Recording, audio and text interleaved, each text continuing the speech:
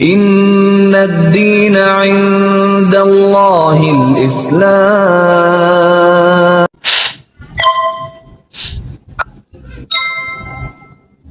Akhirnya apa-apa yang saya doakan waktu itu Allah wujudkan. Kami bisa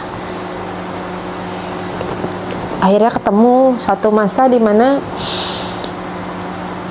kami bisa berpuasa sama-sama, kami bisa sholat sama-sama, kami bisa Idul Fitri sama-sama.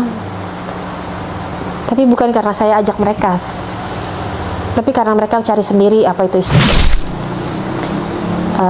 Apa yang mau kakak doain? Ini juga berdoa, saya bilang saya berzikir gitu ya, saya zikir di telinganya, apa saya peluk gitu ya. Bilang kakak nggak usah takut, Umi selalu nemenin kok, saya bilang gitu. Akhirnya pas saya lagi doa, saya lagi nangis, tiba-tiba dia bisikin sama saya gini, Mi,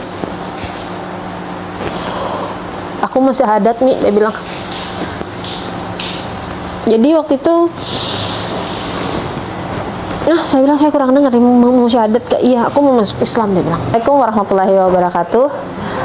Bismillahirrahmanirrahim. Nama saya Elizabeth Janita Ruru. Atas kasih sayang Allah saya diberikan hidayah Islam. Sekitar kurang lebih ini sudah masuk tahun ke-8 saya menjadi seorang muslim. Melewati begitu banyak tentunya ujian. Sebab kata Allah kan, demikianlah orang-orang yang Allah cintai pasti mendapatkan ujian, insya Allah ya. Mudah-mudahan kita semua termasuk golongan orang-orang yang dicintai Allah. Apapun yang kita jalani, apapun ujian yang kita hadapi, semoga Allah berikan jalan keluar, dan kelak kita menjadi orang-orang termasuk golongan orang-orang yang bersabar dan dicintai oleh Allah. Alhamdulillah, kira-kira kurang lebih 8 tahun yang lalu saya mulai mencari tahu tentang Islam. Kenapa sih saya cari tahu tentang Islam saat itu? Karena waktu itu saya benar-benar dihadapkan dengan banyak pertanyaan-pertanyaan mengenai seputar agama Islam ya. Karena latar belakang saya dulu adalah seorang Kristen Protestan yang pada saat itu juga cukup rajin ya ke gereja. Saya itu dulu seorang ibu single parent dengan 2 orang anak tuh. Sampai suatu saat saya ketemu sama seorang teman, terus entah kenapa hadir aja kayak pertanyaan di dalam diri saya waktu itu. Sebenarnya orang Islam tuh berdoanya sama siapa sih gitu kan? Karena yang saya tahu waktu itu kayaknya kedengarannya sama Nabi Muhammad. Jadi dulu anggapan saya orang Islam tuh Tuhannya Nabi Muhammad. Salah satu yang memicu saya pengen tahu tentang Islam tuh waktu itu qadarullah tuh salah satu teman kantor saya tuh ada kesulitan. Dia itu perlu susunya tuh nggak ada di Indonesia, hanya di Australia. Terus waktu itu juga Umi Pipik bikin charity night kalau nggak salah, waktu itu untuk pasien apa saya udah agak lupa ya, tapi waktu itu charity night. Jadi waktu itu tadi bukan teman kantor saya, tapi salah satu charity night-nya dari Umi Pipik, cari susunya itu ada di Australia, dan kebetulan bos saya waktu itu orang Australia gitu. Pokoknya singkat cerita, kita mau support, mau bantu, ada memberikan susu apa segala macam, itu saya upayakan gitu ya. Waktu itu saya masih Kristen, cuman saya tertarik aja kalau ada kegiatan-kegiatan sosial gitu ya, mau siapa aja saya inginnya bantu gitu. Jadi waktu itu saya coba telepon salah seorang teman saya, ini butuh apa gitu ya, jadi kita urunan apa segala macam ya, ngobrol gitu. Sampailah ke satu itu malam charity-nya tuh kayak dibuat ada malam charity gitu, ada malam penyerahan donasi lah, seperti itu ya kalau kurang lebih. Nah waktu itu saya datang ke sana. Qadarullah teman saya yang ngenalin saya ke Umi Pipik nih malah nggak datang karena anaknya sakit. Dia malah nggak bisa datang, jadi saya mesti datang ke sana sendiri. Tadinya harapan saya ke sana nyerahin ke dia aja, karena dia waktu itu teman saya dari saya masih SMA. Saya berharapnya ketemunya sama dia, nyerahinnya sama dia. Saya nggak berharap juga mau masuk ke, saya juga waktu itu nggak tahu Umi Pipik itu siapa gitu kan, nggak tahu gitu. Cuman karena waktu itu zaman dulu tuh kita temenan di pet, jadi kan informasi-informasi itu kan di share gitu ya di pet, ada butuh ini apa segala macam. Terus teman saya sering repeat waktu itu kan, sering merepeat dari kata-katanya Umi Pipik, dan ada beberapa highlight dari kata-kata Umi Pipik tuh yang kena gitu ya ke saya gitu ya. Saya kayak suka gitu sama kata-katanya. Jadi kalau tahu seperti apa Umi Pipik sih tahu-tahu banget enggak gitu, tapi ya biasalah kita bisa cari tahu di Google apa segala macam ya, minim aja informasi saya waktu itu. Dan itu akhirnya saya juga ngapain ke sana, cuman karena mesti diserahin, jadi kan kita mesti ke sana nih. Akhirnya saya ke sana lah. Saya ke sana yang luar biasanya waktu itu karena teman saya nggak ada, dia cuma ngasih tahu kamu ketemunya sama ini ya, dia bilang. Saya ketemulah sama ada salah satu teman di sana ya, ketemu sama beliau nih. Terus saya waktu itu masih pulang kantor gitu ya, busana kantor juga minim apa segala macam serba minim ya, sedangkan saya datang ke tempat perkumpulan pengajian ya kayaknya waktu itu gitu ya. Jadi waktu saya masuk ke pintu tuh kayaknya wah, saya tuh kayak orang asing sendiri gitu kan. Rupanya mereka kan bajunya jilbab panjang-panjang ya, bajunya warna hitam gitu kan. Saya kayak nggak mau masuk gitu, tapi ini kan masih diserahin gitu. Jadi mau nggak mau waktu itu harus tetap masuk. Ketemu sama salah satu orang di sana. Pas saya mau ketemu, baru saya sebut namanya, dia langsung panggil, oh Mbak Ica ya temennya ini, dia bilang gitu. Oh iya, saya bilang gitu. Oh iya Mbak, sini Mbak, silahkan Mbak, apa segala. Jadi luluh lantak lah kayaknya pengetahuan saya tentang Islam ya, karena waktu itu kan belum lama juga ada kejadian-kejadian teroris lah apa segala macam. Sekali itu kan framing ya, kayaknya Islam tuh kayak jahat, Islam tuh kayaknya aduh pokoknya kurang baik gitu ya. Jadi waktu disambut sedemikian hangat gitu ya sama teman-teman dari waktu itu dari kajiannya Umi Pipik, saya merasa tiba-tiba ya hadir di dalam hati saya tuh merasa seperti diterima gitu. Diterima, mereka menyambut dengan banyak senyum, mereka menyambut dengan banyak peluk, malah saya diajak foto bareng waktu itu. Terus walaupun saya mungkin busananya kurang rapi, kurang apa gitu, kurang cocok ya untuk ada di suatu pengajian, saya nggak disuruh duduk di belakang, saya dikasih kursi, silahkan duduk di depan apa segala macam gitu. Jadi benar-benar no judgment. Waktu saya datang ke sana tuh no judgment, diperlakukan dengan sangat baik. Ya kalau punya teman Islam itu biasa ya, tapi kan ini saya datang ke suatu kumpulan ya, ada suatu kumpulan pengajian, tapi saya dianggap gitu, saya nggak diminoritaskan. Itu waktu itu disitulah mulai hadir pertanyaan-pertanyaan banyak dalam diri saya. Salah satunya muncul ya, itu siapa sih sebenarnya Tuhannya umat Muslim ini, orang Islam ini Tuhannya siapa sih? Emang iya Nabi Muhammad gitu kan. Tapi kan gengsi kan mau tanya-tanya ya, gengsi gitu mau tanya-tanya, ngapain kayak tanya gitu kan, gengsi mau tanya-tanya. Akhirnya saya cari. Tapi ya itu mungkin jalan dari Allah juga ya, pencarian saya mungkin nggak sempurna. Hanya sedikit informasi, dan saya selalu kayaknya teman-teman di kantor aku tuh kan selalu rela meluangkan waktu ya untuk sholat gitu kan. Kayaknya kok kenapa sih lu pada sholat gitu, sementara kan kalau kita dulu ya latar belakang saya doa makan kapan aja, nggak usah ada khusus mesti wudhu dulu apa dulu gitu kan ya, kita mendoa bisa kapan aja, kayaknya lebih santai gitu, nggak ada keharusan ini dan itu gitu. Jadi makin banyak lah pertanyaan-pertanyaan saya. Terus nggak sengaja lewat di TV tuh waktu itu, mungkin waktu itu lagi mau Idul Fitri apa ya kalau nggak salah, tayangan di TV tuh memperlihatkan Ka'bah gitu ya, orang-orang lagi pada mau sholat. Terus saya juga makin bertanya-tanya, kok mereka bisa ya segitu banyaknya orang, kalau Allahu Akbar dia berdiri bareng nih, dan Allahu Akbar lagi dia nunduk nih, apa gitu yang, dan itu kayaknya di seluruh penjuru bumi ini akan sama ya, kalau Allahu Akbar yang ini berdiri, kalau sami Allah liman hamid. Pokoknya itu kan jadi pertanyaan-pertanyaan ya, waktu itu saya belum mengerti, cuman itu hadir jadi pertanyaan-pertanyaan dalam diri saya yang saya nggak mau cari tahu ke siapa juga, gengsi, mau tanya-tanya juga malu gitu ya. Sampai suatu saat di tengah waktu-waktu saya mencari-cari tahu, ketemulah sama sahabat lama saya, sahabat lama banget. Lalu pada beliau ini saya tanyakan, Mbak, emang iya ya karena ini sahabat udah lama banget dan dia udah tahu isi-isi hati saya apa segala macam kehidupan saya gitu ya, latar belakang saya dia udah tahu, jadi lebih nyaman bertanya ya, jadi nggak ada judgement juga, nggak ada apa gitu ya. Saya tanya sama dia, Mbak, kenapa sih Islam tuh kalau doa mesti sholat? Terus ya itu tadi saya tanya, emang Tuhannya siapa? Saya bilang gitu.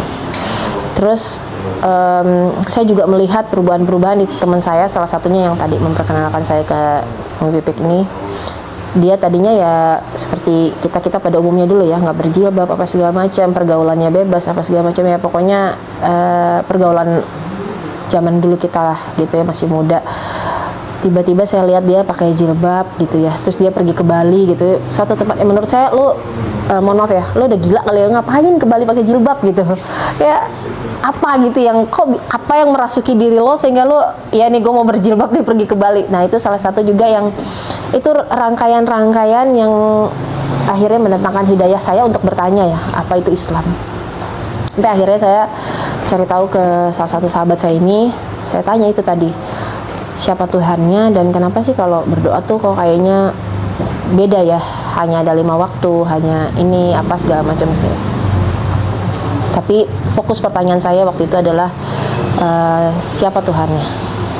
Jadi waktu saya tanya, Mbak, emang Tuhannya Nabi Muhammad ya? Ya enggak lah, lu gila kali, kayak gitu ya. Mohon maaf ya, kita kira-kira kayak gitu bahasanya. Ya enggak, bukan, Nabi Muhammad ya Nabi. Dia bilang Tuhannya ya Allah, nggak ada, kita nggak ada Tuhan selain Allah. Terus saya langsung dek gitu di hati saya, hah? Nggak ada Tuhan selain Allah, jadi Tuhannya cuma satu? Iya cuma satu, pokoknya Allah aja. Dia bilang nggak ada, di Islam tuh nggak ada Tuhan lain atau apa lain, nabi ada tapi nggak ada nabi dituhankan atau apa segala macam, nggak gitu ya. Pokoknya itu anggapan-anggapan saya sebelumnya ya, yang saya nggak ketahui gitu, karena kan saya nggak ada informasinya. Jadi waktu saya tanya Tuhannya siapa, teman saya tuh bilang Tuhannya ya Allah, Allah aja.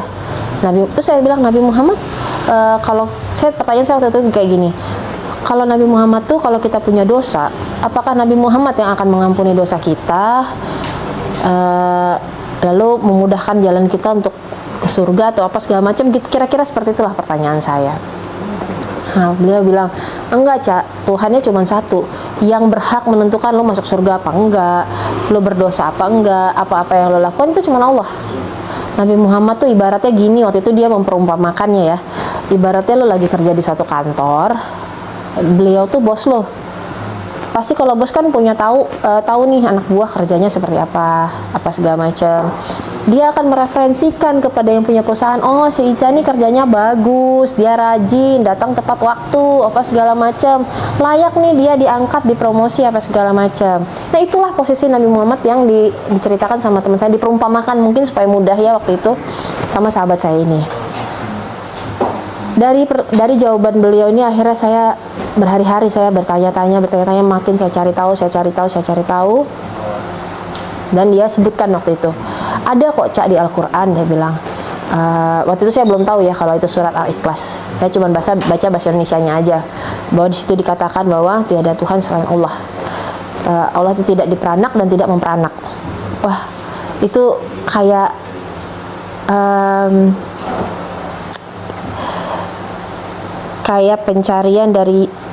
kayak jawaban dari pencarian saya selama ini gitu. Karena waktu itu hidup saya juga nggak mudah ya sebagai seorang single parent dengan 2 orang anak. Jadi Tuhan itu penting banget buat saya.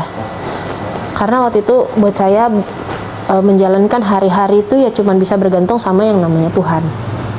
Kita nggak bisa menjalani hari-hari kita bergantung sama orang lain. Dan pada saat saya dapat jawaban bahwa dalam Islam itu Tuhannya satu, tidak diperanak, tidak memperanak, itulah yang menjadi hidayah buat saya ya. Akhirnya saya semakin cari tahu tentang Islam. Alhamdulillah atas izin Allah, hidayah saya lahir dari pertanyaan itu, siapa Tuhannya dalam Islam. Dan akhirnya walau berat ya waktu itu, karena anak-anak saya ini kan kita biasa kemana-mana bertiga gitu, kita biasa berdoa sama-sama. kita biasa menghabiskan waktu sama-sama kayak gitu. Jadi waktu saya harus memilih Islam tuh, yang udah pasti saya nggak bisa lagi doa sama-sama mereka kan. Saya nggak bisa lagi doa sama-sama mereka. Tapi waktu itu saya diajari oleh salah seorang ustadz ya, nggak apa-apa, tetap antar aja ke gereja. Itu tetap kewajiban-kewajiban yang memang mesti saya lakukan ya dilakukan saja. Jadi saya dulu antar mereka cuman sampai depan gereja gitu ya. Dan saya juga nggak pernah mempengaruhi mereka, oh kamu ikut aja juga, soalnya Islam itu Tuhannya cuma satu. Enggak, saya nggak pernah kayak gitu. Saya biarkan mereka dengan kepercayaan mereka. Waktu itu saya tetap aja ke gereja, saya tetap tungguin mereka ke gereja. Tapi ya itu menjadi masa-masa sulit buat saya waktu itu. Masa-masa sulit karena apa? Ya itu, karena kita kan biasanya kemana-mana bertiga ya, kemana-mana bertiga, susah senang sama-sama. Mereka juga sangat terpukul saat tahu, wah udah nggak bisa lagi doa sama mamanya. Dan saya karena nggak pernah ada rahasia sama mereka, jadi apa-apa yang saya lakukan saya selalu ceritain sama mereka. Nah, akhirnya ya itu saya putuskan untuk masuk Islam. Mereka tahu ya ngamuk lah, marah apa segala macam udah pasti. Jadi ujian saya waktu awal masuk Islam tuh ya sama anak-anak, harus ya mereka ngamuk-ngamuk lah ke saya gitu, karena kan dari mereka kecil saya tanamkan bahwa hidup tuh bergantung sama Tuhan, hidup tuh bergantung sama Tuhan, kita harus rajin beribadah, kita harus rajin. Tiba-tiba sayangnya masuk Islam gitu kan, mereka pasti nih gimana sih, dulu gue disuruh belajarnya begini tiba-tiba ibunya masuk Islam gitu kan. Nah itu pukulan keras buat mereka. Dan waktu itu kan ada keluarga juga yang lain, ada mantan suami dan sebagainya ya, pastinya sangat kontroversi ya, waktu itu nggak terima apa segala macam. Itu ujian awal-awal saya waktu masuk Islam. Perjalanan itu saya selalu ingat kata-kata di salah satu ayat di Al-Quran ya, bahwa fa inna ma'al usri yusra, bersama kesulitan itu selalu ada kemudahan. Itu selalu menjadi pegangan saya saat saya menghadapi ujian apapun dalam kehidupannya, dalam kehidupan sehari-hari. Waktu itu bersamaan dengan ujian harus menghadapi anak-anak, dan anak saya yang nomor 1 nih ada sakit ya, dia sakit skoliosis, jadi tulang belakangnya itu miring, mesti operasi, mesti kesana sini, bawa dia terapi apa segala macam. Alhamdulillah waktu itu saya mulai pelan-pelan berjalannya waktu kenal sama suami saya sekarang. Jadi saya tidak masuk Islam karena menikah, jadi saya masuk Islam dulu baru saya menikah, karena kebanyakan orang kan gitu ya, suka masuk Islam karena mau menikah. Jadi saya sudah selesai pencarian saya dalam Islam, baru saya waktu itu masuk mulai dekat dan akhirnya menikah. Karena pesan dari sahabat saya waktu itu, kalau memang mau nikah lagi, nikah aja, jangan, nggak ada Islam tuh nggak ada pacar-pacaran, kata dia gitu. Bikin dosa, lo kan baru masuk Islam, dosanya baru dihapus, ngapain bikin dosa lagi waktu itu. Jadi saya juga waktu itu agak ini ya, ke suami saya ini, saya yang nanya,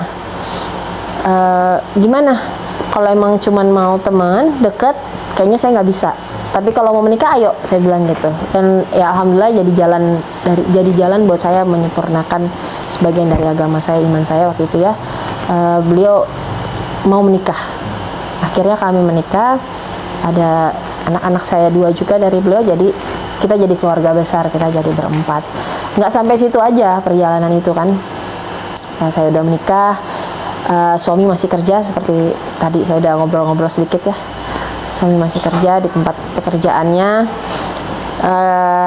Kita juga ada 2 orang anak, ada Kevin sama Kalistani, anak saya nomor 3 sama nomor 4, yang karena abinya dulu sibuk ya, banyak waktu di dunia malam ya, jadi kita bangun siang, dia masih siang tidur gitu kan, terbolak-balik dunianya. Jadi waktu itu juga nggak bisa maksimal membersamai anak-anak gitu ya.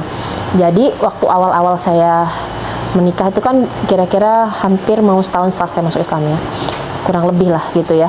Teman saya untuk belajar sholat tuh Kevin sama Kalista gitu. Tapi itu jadi masalah karena kakak-kakaknya si Sheila sama Valen jadinya kan gimana sih, kok nyokap gue jadinya, mamaku jadinya badannya sama ini gitu kan. Mereka enggak, Tapi awal-awal tuh saya selalu belajar, kita ke sholat ke masjid apa ya, sama Kevin sama Kalista, alhamdulillah. Terus masuk ke awal-awal juga bulan puasa Idul Fitri ya, menjadi awal-awal, karena kesepakatan saya waktu menikah sama suami ya. Jadi saya juga ketemu sama waktu-waktu yang agak sulit yang saya jalanin waktu itu ya, karena dua anak yang tadinya nemenin saya ibadah jadi nggak bisa ibadah bareng, terus cemburu pasti kan, normal.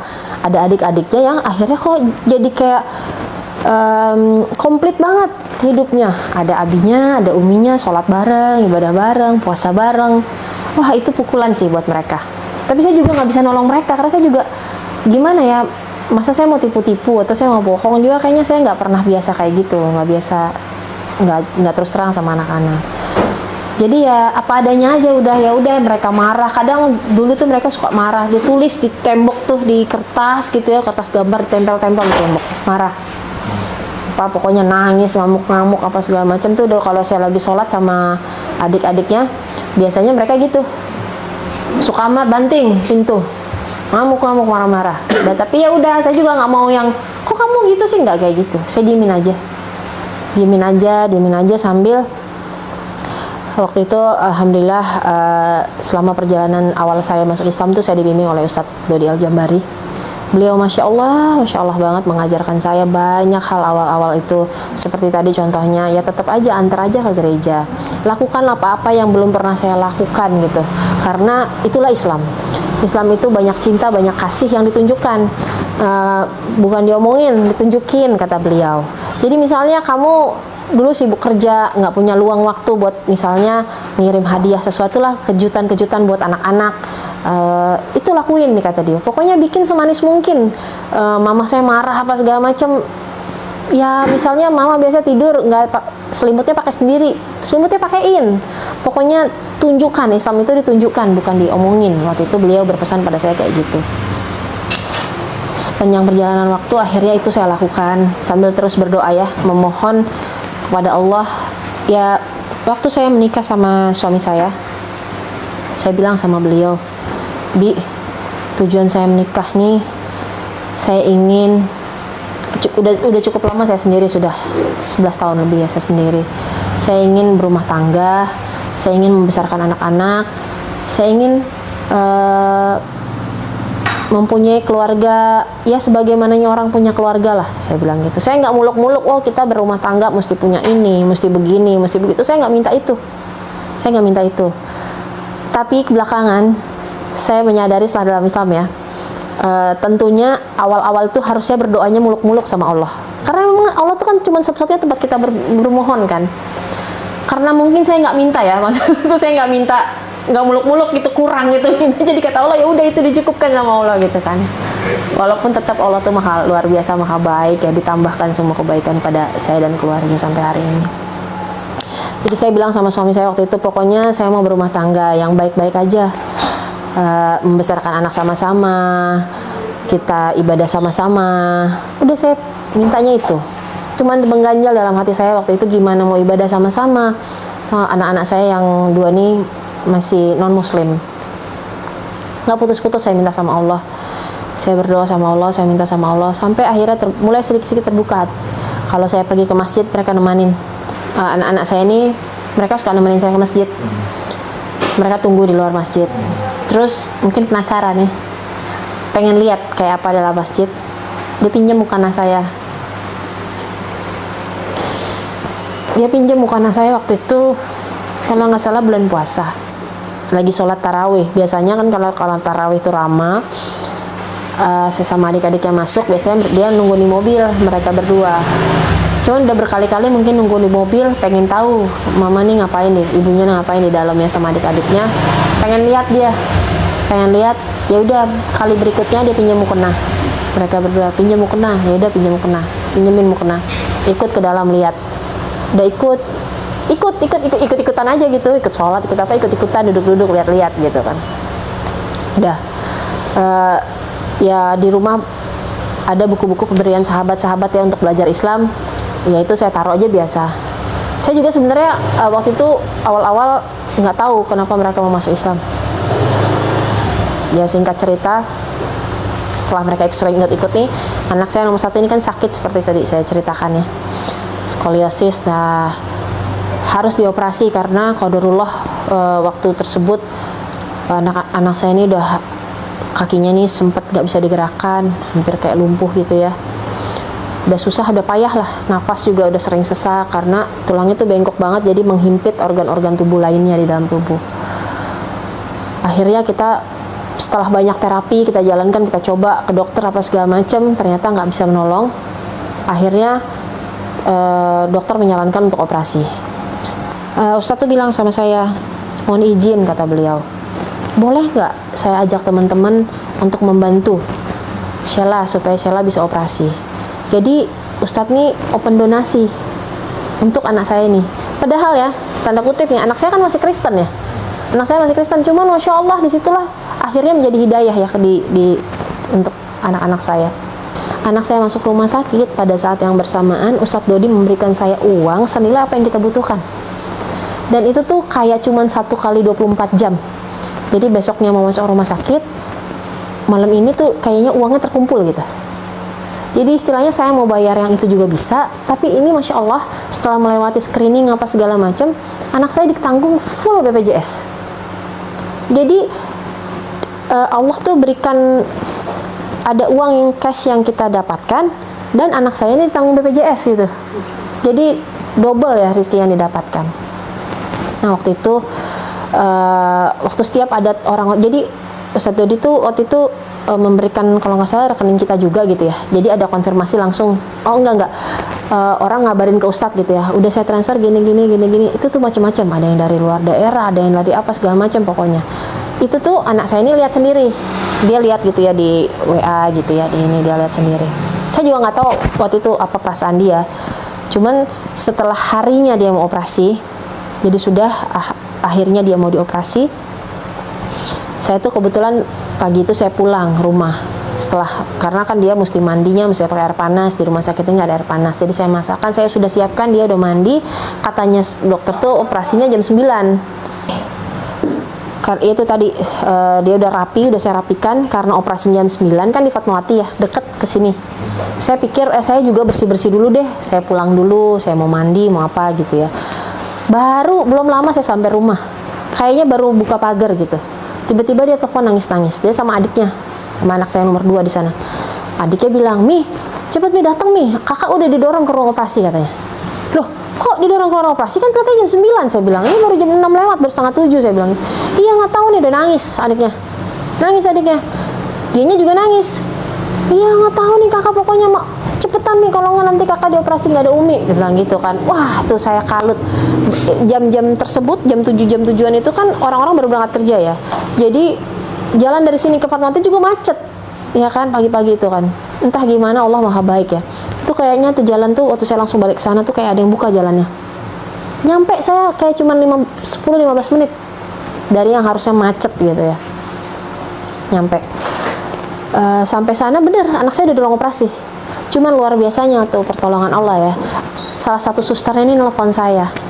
Dia bilang, "Bu, Ibu di mana?" kata dia. "Sebentar lagi saya sampai, sus, langsung ke ruang operasi ya," dia bilang. "Saya sudah tunggu di bawah. Ibu langsung pakai pakaian langsung naik ke tempat operasi," dia bilang gitu. "Wah, terus langsung naik ke tempat operasi?" "Iya. Nanti aja di sini diceritain," kata dia gitu. Sampai sana, wah, anak saya yang nomor 2 udah nunggu, langsung kita masuk ruang operasi. Mau udah ditungguin juga saya di sana. Naik saya ke ruang operasi. Anak saya ini udah siap sebenarnya. Udah bener-bener siap, tinggal didorong ke anestesi. Jadi mau dibius tuh ternyata udah sempat masuk ruangan, sudah mau dibius. Anak saya ini ternyata katanya ngamuk-ngamuk di dalam, ngamuk, meronta-ronta, ngamuk gitu. Nah si suster ini alhamdulillah ya dapat ini dari Allah ya, hatinya mungkin ya. Akhirnya anak saya itu dikeluarkan lagi dari ruang operasi, nggak jadi dibius. Itulah dia telepon saya, suruh datang cepet-cepet. Terus dia bilang, "Bu, saya nggak tega sama anak ibu," dia bilang. Anaknya nangis-nangis, Bu, ngamuk nungguin ibu, dia bilang gitu kan, maunya ada ibu. Coba ditenangin, supaya kita bisa lanjut operasi. Jadi di situ udah siap, tim dokternya sudah siap di samping-samping tempat tidur gitu. Kita didorong lagi ke ruangan kecil gitu ya, suruh ngademin hati istilahnya, menenangkan dia gitu ya. Saya peluk, saya ajak ini. Cuman sambil saya peluk, saya doa tuh saya bilang, Kak, Umi minta maaf ya.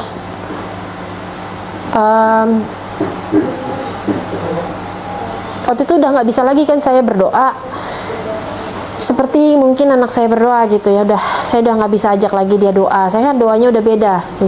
Jadi saya peluk, saya bilang, kakak doa aja, saya bilang, kakak doa aja. Apa yang mau kakak doain? Ini juga berdoa, saya bilang. Saya berzikir gitu ya, saya zikir di telinganya, apa saya peluk gitu ya. Dia bilang, kakak nggak usah takut. Umi selalu nemenin kok, saya bilang gitu. Akhirnya pas saya lagi doa, saya lagi nangis, tiba-tiba dia bisikan sama saya gini, Umi, aku mau syahadat nih, dia bilang. Jadi waktu itu saya bilang, saya kurang dengar, dia mau syahadat gak? Iya, aku mau masuk Islam, dia bilang.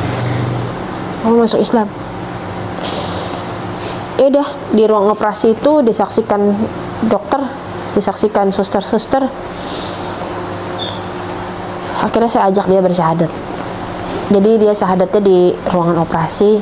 Jadi waktu dia dioperasi sudah dalam keadaan Islam. Alhamdulillah atas izin Allah. Itu hidayah yang Allah berikan. Akhirnya setelah saya juga menunggu ya, anak saya setelah kurang lebih 1 tahun, banyak ujian. Ternyata itu tadi, nggak ada doa yang kembali dengan sia-sia. Dan hidayah itu memang punya Allah. Kita nggak bisa berbuat apa-apa gitu, selain kita kejar, selain kita upayakan, selain kita ikhtiarkan gitu. Tapi kepada siapa Allah akan memberikan hidayah itu memang benar-benar rahasia Allah.